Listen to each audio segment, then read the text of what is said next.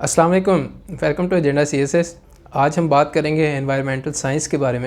5 bitter truth या harsh truths जो हैं वो क्या हैं इस सारे सिनेरियो को देखते हुए। ठीक है जी। इसमें बेसिकली हम वे फॉरवर्ड के बारे में बात करेंगे और उसमें ट्रू या फिर रियलिस्ट रह के बात करने की कोशिश करेंगे। तो फर्स्ट ऑफ ऑल है कि जी cutting emissions requires much more money.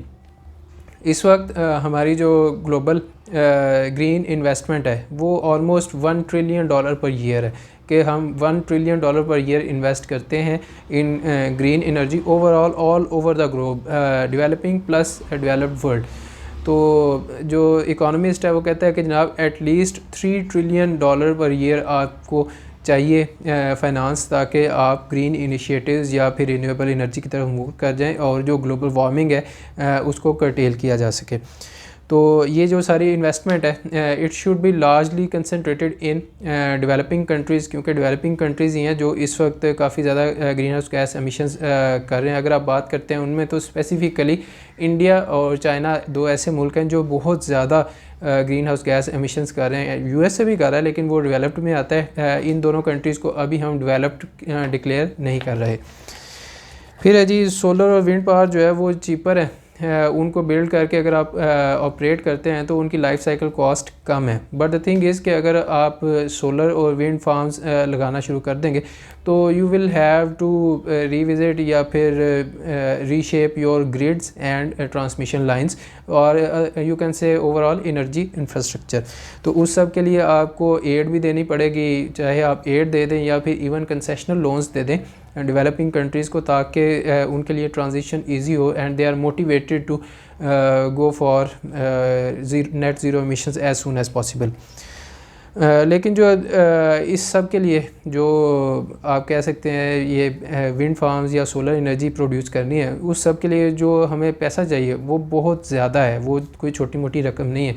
तो ऑलरेडी गवर्नमेंट्स खुद भी लगा रही हैं लेकिन प्राइवेट इन्वेस्टमेंट जो है उसको बूस्ट करने की ज़रूरत है या फिर यूँ कह लें कि कैटलाइज़ करने की ज़रूरत है। और अगर आपने प्राइवेट इन्वेस्टमेंट जो है उसको मोटिवेट करना है या फिर पुशअप करना है तो उसके लिए आपको क्या करना पड़ेगा, रिस्क मिनिमाइजेशन थ्रू गारंटीज़, कि जो प्राइवेट इन्वेस्टर्स हैं उनको रिस्क मिनिमाइज़ करके दें कि जनाब अगर ये सोलर पावर है या फिर विंड पावर है ये आपकी इन्वेस्टमेंट काम नहीं करती तो we are going to bear the brunt और हम इस बर्डन को बर्दाश्त कर लेंगे। We are going to compensate you for your losses. तो ये तो आपको करना पड़ेगा क्योंकि रिस्क इतना बड़ा रिस्क वो नहीं लेंगे unless and until there are governmental और state guarantees.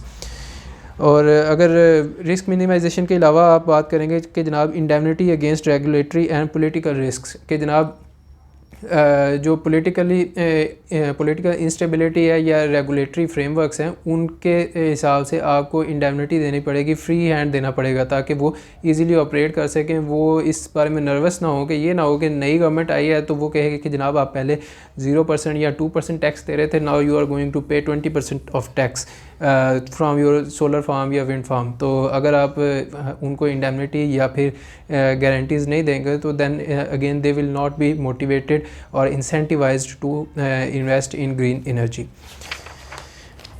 Secondly we have fossil fuels won't be abandoned overnight. ये भी एक बड़ा हार्श ट्रूथ है कि जनाब फॉसिल फ्यूल्स रातों रात आप अबेंडन नहीं कर सकेंगे। तो फिर क्या करते हैं कि आप थोड़ा सा मॉडरेशन की तरफ आते हैं, like you are moving towards natural gas को यूज़ करें और साथ साथ आप रिन्यूएबल एनर्जी जो है उसको बूस्ट करते रहें या फिर उसमें इन्वेस्ट करते रहें ताकि आहिस्ता आहिस्ता हम रिन्यूएबल की तरफ चलते जाएँ। Meanwhile we can have a mixup of renewable and non renewable में आप नेचुरल गैस को यूज़ करें क्योंकि ये लेस डर्टी है। आप दूसरे जो कोल है या फिर फर्नेस ऑयल है उसको अगर आप यूज़ करते हैं तो वो पोल्यूशन बहुत ज़्यादा फैलाते हैं।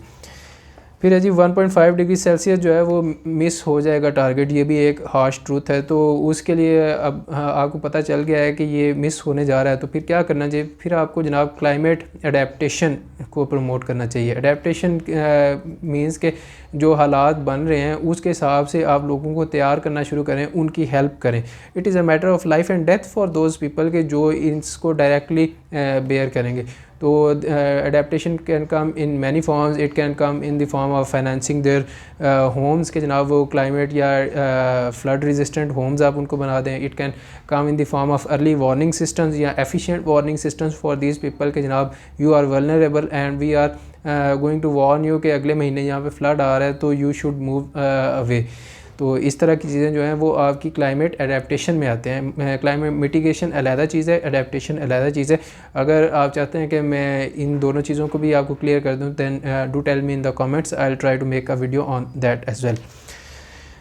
अ lot of adaptation is affordable कि जनाब एडेप्टेशन जो है वो बहुत अफोर्डेबल है, इतनी महंगी नहीं है। क्लाइमेट मिटिगेशन जो है वो बहुत महंगी है, उसके लिए आपको बहुत ज़्यादा फाइनेंस चाहिए, लेकिन जो अडेप्टेशन है उसमें technology transfer and even human resource से आप काम चला सकते हैं, वॉलंटियर्स आप सेंड कर सकते हैं।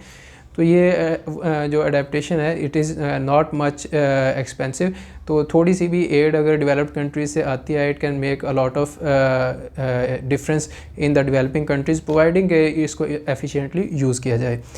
और फिर अजीब के बड़ी एक दिलचस्प चीज़ है कूलिंग दी एटमॉस्फेयर। पहले तो आप वार्म कर रहे हैं एटमॉस्फेयर को, अब आप उसको कूल करना शुरू करें कि utilizing technologies that actually suck the carbon dioxide and other green house gases out of the atmosphere.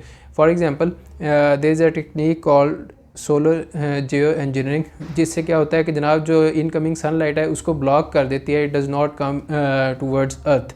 तो that can also be utilised. Already आप देख रहे हैं कि जनाब ग्रीन हाउस गैस एमिशंस की वजह से ग्लोबल वार्मिंग बहुत ज़्यादा हो रही है। So we do not want that extra sunlight coming into our earth कि जनाब वो आके मज़ीद ग्लोबल वार्मिंग को एक्सेलरेट करे। बहरहाल इसके कुछ नेगेटिव इम्पैक्ट्स भी हैं और साइंटिस्ट इसको स्टडी कर रहे हैं, but we have to work on those technologies और दोज मेथड्स के जिससे हम क्लाइमेट को एक्चुअली कूल डाउन कर सकें और जो इस वक्त चल रहा है उसके अगेंस्ट या उसका एग्जैक्ट ऑपोजिट हमें ढूंढना पड़ेगा और इम्प्लीमेंट करना पड़ेगा।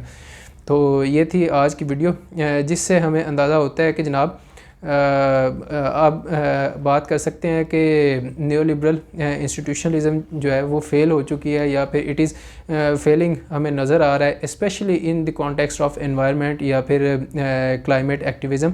वो क्या है कि जनाब हमारे पास UNDP भी है, UNEP भी है, इस्टेब्लिश्ड है, but still they are doing nothing और not much is being done by them. they are not forcing the nation states to comply to their commitments।